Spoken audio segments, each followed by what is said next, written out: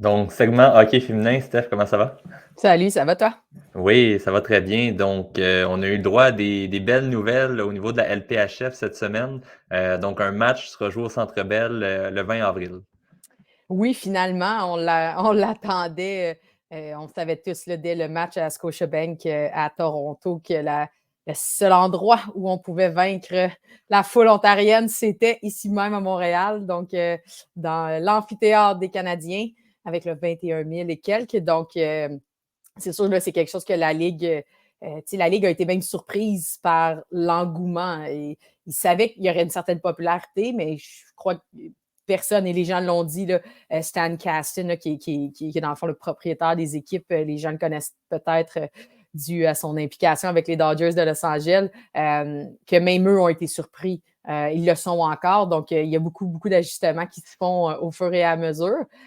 Puis là, c'était juste logique qu'il y ait un match au Centre Bell et en espérant là, que les gens vont répondre présent. Je crois bien. L'engouement est évidemment le plus fort au Canada. Les 3 marchés canadiens sont ceux qui font le mieux et quand même, bon, je vais dire de loin, là, mais c'est vraiment les meilleurs marchés pour les foules. Encore ce week-end, le match qui était présenté à la Place Belle dimanche, 10 175, le maximum de tous les billets, du moins, avaient été vendus. Évidemment, des fois, il y a des gens qui ne se présentent pas. Même chose, les 2 derniers matchs, tous les matchs à l'Auditorium de Verdun, tous les billets avaient été vendus. Donc ça.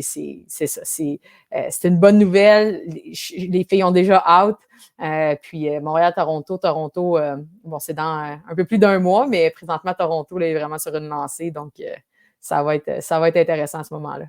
Oui, puis ce qui est intéressant, c'est que la précédente marque, comme tu disais, a été faite à Toronto. Donc, c'est les deux mêmes équipes qui vont encore se réaffronter. Et Oui. Toronto avait gagné 3-0. Donc, j'imagine les Montréalaises vont vouloir prendre leur revanche. Surtout, comme tu le disais, en fait, qu'on est sur une bonne séquence pour Toronto qui a pris temporairement la tête du classement de la LPHF, là.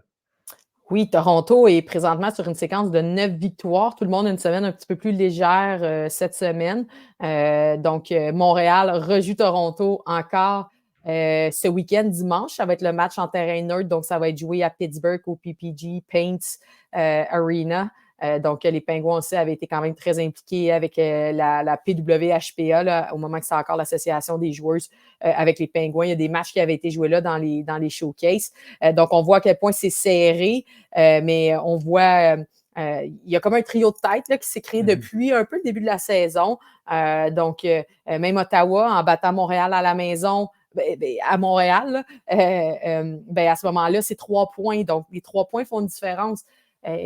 Une équipe perd 3 matchs à la régulière, une équipe gagne 3 matchs à la régulière, c'est un changement de 9. C'est énorme. Puis en même temps, ça rend les choses intéressantes parce que même si on se dit, bon, Toronto, Montréal, Minnesota, depuis le début, Toronto, les quelques premiers matchs, ça a été difficile, puis après ça, elles ont fait que monter.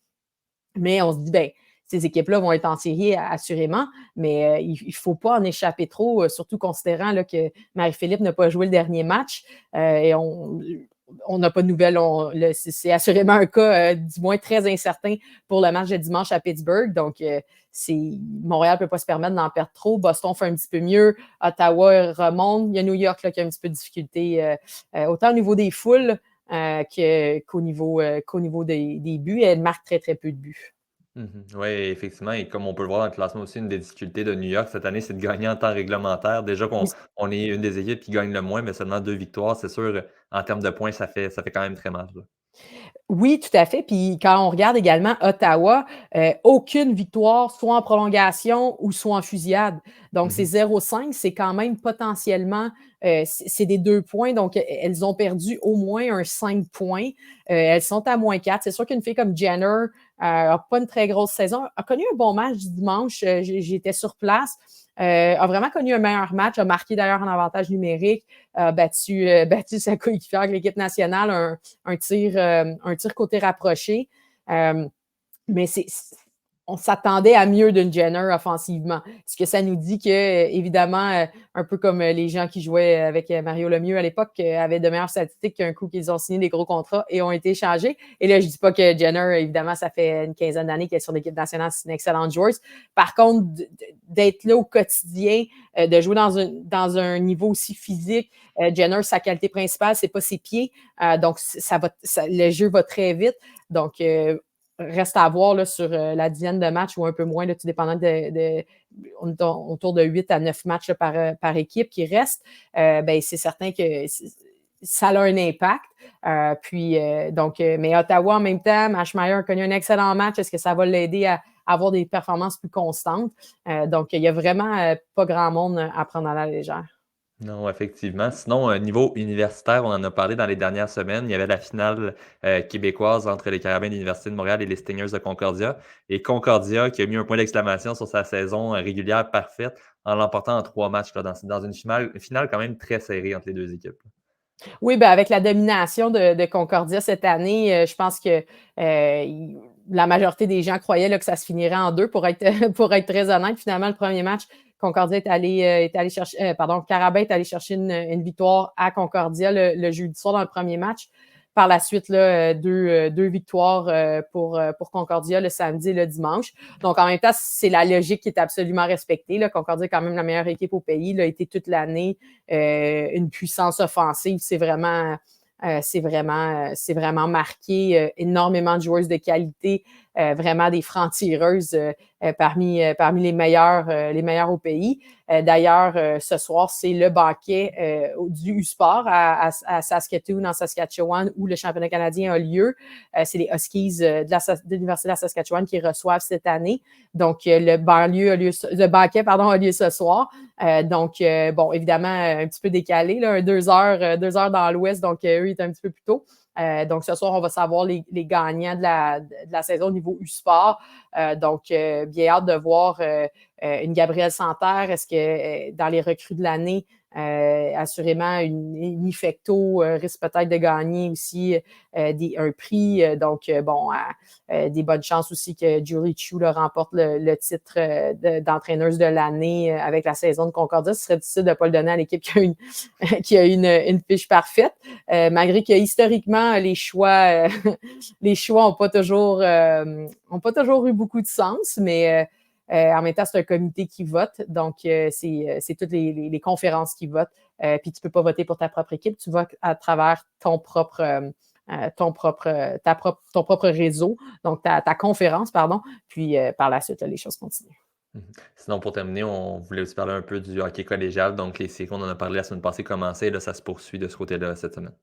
Oui, il y a déjà série terminée au niveau Dawson, André Laurando. Donc, Dawson a 2 matchs super serrés, 1-0 et 2-1 en prolongation sur le deuxième match. Donc, Dawson a été en mesure là, de remporter sa série. Limoilou, bien, évidemment, était en attente du gagnant de cette série-là. Puis, il va ensuite, ben, il va rester. Là, la ronde de Limoilou va se faire sur 2 week-ends, parce que les rondes sont un petit peu séparées. Puis, ça va tomber dans des 3 de 5 à la fin. Donc, assurément, il reste encore du très bon hockey collégial à jouer. Puis, évidemment, là, on retrouve un John Abbott qui va jouer contre Édouard Montpetit. La série a débuté le week-end dernier. Ça se joue, les 2 autres matchs se jouent cette semaine, entre autres. Limoilou là, qui va pouvoir commencer sa série également. Donc, ça sera à suivre de ce côté-là. Encore beaucoup d'actions au niveau hockey féminin d'ici le printemps, si on veut. Donc, Oui, il nous reste quelques semaines encore.